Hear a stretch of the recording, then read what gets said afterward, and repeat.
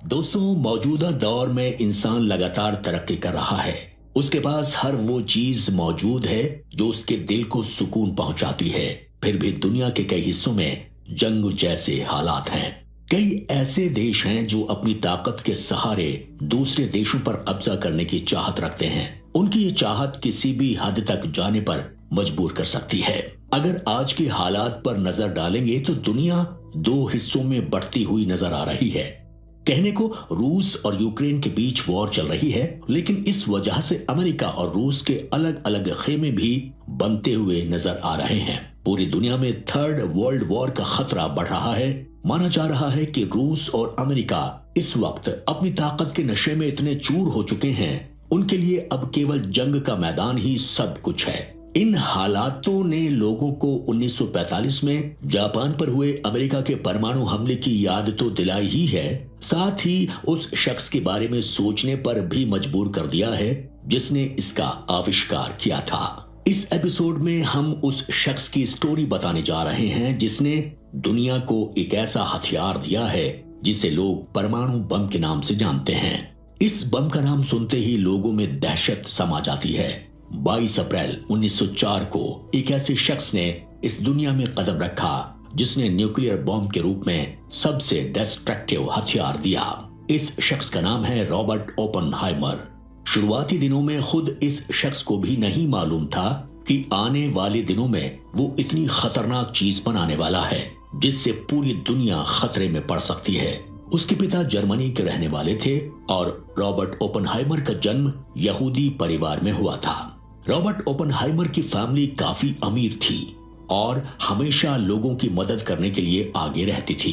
वहीं Robert Oppenheimer जब छोटे थे तो उनका पूरा ध्यान पढ़ाई लिखाई में था।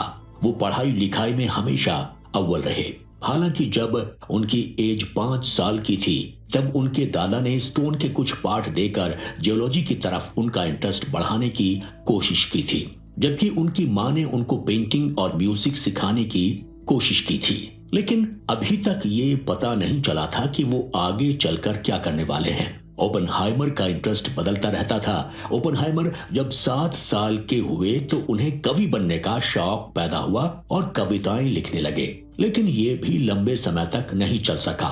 उनके लिए नसीब में कुछ और लिखा था। किसी को अंदाजा नहीं था कि ये बच्चा एक दिन मशहूर साइंटिस्ट बनेगा। हालांकि साइंटिस्ट बनने की पॉसिबिलिटी से भी कोई इंकार नहीं कर सकता था, क्योंकि ओपेनहाइमर बचपन में वो अक्सर खेल खेल में बरसात की बूंदों का सुपरविजन करना और स्मॉल बैक्टीरिया को पहचानने का काम भी किया करते थे। ओपेनहाइमर की पढ़ाई हाई स्टैंडर्ड की थी। उनमें आत्मनिर्भरता और सीखने की ललक कूट कूट के भरी थी। छोटी उम्र में ही उन्होंने फ्रेंच, स्पेनिश, इटालियन और ग्रीक लैंग्वेज पर अपना भरपूर कमांड हासिल कर लिया। उनको बोलने और सीखने का खूब शौक था। 12 साल की उम्र में पहली बार उनको क्लब में एक स्पीच देने के लिए बुलाया गया, लेकिन ढेर सारे लोगों के बीच स्पीच देने में वो काफी डरे हुए थे। पहले तो उन्हें बहुत डर लगा और उन्होंने अपने फादर से कहा कि या तो वो ये कह दें कि मैं बीमार हूं या उन्हें सच बता दें। लेकिन उनके फादर ने उनको समझाया और उनके अंदर बसे स्टेज फियर को दूर करने की कोशिश की।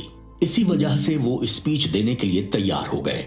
बाद में उन्होंने इतनी शानदार स्पीच दी कि लोगों में उनकी बातों को खूब पसंद किया गया। ये स्पीच इतनी प्रभावशाली थी कि क्लब की पत्रिका में पब्लिश की गई। इसके बाद उनके माँ बाप अमेरिका चले गए और फिर वहीं पर रहने लगे, जबकि 19 साल की एज में उनके बेटे ओपेनहाइमर अपनी आगे की पढ़ाई के लिए हार्वर्ड यूनिवर्सिटी चले गए। उन्होंने यहाँ पर कड़ी मेहनत कर ग्रेजुएशन की परीक्षा में इतने अच्छे मार्क्स कर लिए कि रिकॉर्ड कायम हो गया। इससे पहले हार्वर्ड यूनिवर्सिटी में इतने ज्यादा मार्क्स किसी को भी नहीं मिले थे। उनकी इस कामयाबी के बाद फिजिक्स के एक प्रोफेसर ने ओपेनहाइमर को लेकर बड़ी भविष्यवाणी कर डाली। उन्होंने कहा कि आने वाले वक्त में ये लड़का पूरे वर्ल्ड को हिला देगा। उनकी बात आगे चलकर पूरी तरह से सच साबित हुई। हार्वर्ड के बाद उनका अगला ठिकाना बनी इंग्लैंड की कैवेंडिश लैबोरेटरी। उन्होंने यहां पर काम किया। यहां उन्हें इंग्लैंड के लीडिंग फिजिसिस्ट्स के साथ काम करने का मौका मिला। यहां उन्हें प्रैक्टिकल नॉलेज का भंडार मिला। उन्होंने कई अहम चीजें यहां पर सीखी। इसके बाद साल 1929 में वो यूनिवर्सिटी ऑफ कैलिफोर्निया में आ गए। यहाँ उनको 2 साल बाद यानी 1931 में उन्हें एसोसिएट प्रोफेसर बना दिया गया।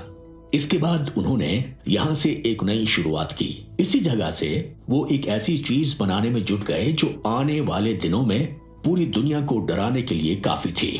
तब ये किसी ने नहीं सोचा था कि ओपेनहाइमर एक ऐसी चीज इस दुनिया को देने वाले हैं जिसमें तबाही लाने की ताकत छुपी हुई है। दोस्तों, इस एपिसोड में इतना ही। अगले एपिसोड में हम आपको बताएंगे कि कैसे एक प्रोफेसर के तौर पर काम करते करते एक न्यूक्लियर बॉम्ब बनाने की कगार पर पहुंच गए ओपेनहाइमर। साथ ही आपको बताएंगे कि पहली बार इसका इस्तेमाल कैसे किया गया।